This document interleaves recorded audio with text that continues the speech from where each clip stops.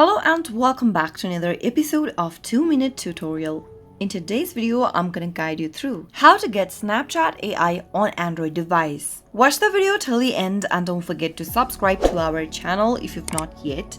Press the notification bell so that you'll never miss another upcoming upload from us. Start off by tap and open your Snapchat application from your Android device, and also make sure that you update your Snapchat application before adding your AI. Once you are done with the update and you are in the camera page of Snapchat, tap on the chat bubble at the bottom of the screen, and in your chat page, you'll be able to see My AI Chatbot. My AI Chatbot is a new chatbot on Snapchat that uses artificial intelligence to help users with various tasks out there. It can help users with things like ordering food, booking movie tickets, and much more. If you're not being able to find My AI on your Android device, then all you need to do is to tap on the search icon at the top left-hand corner, and in the search box type in My AI. Tap open the My AI option, and you can also go ahead and add My AI as friend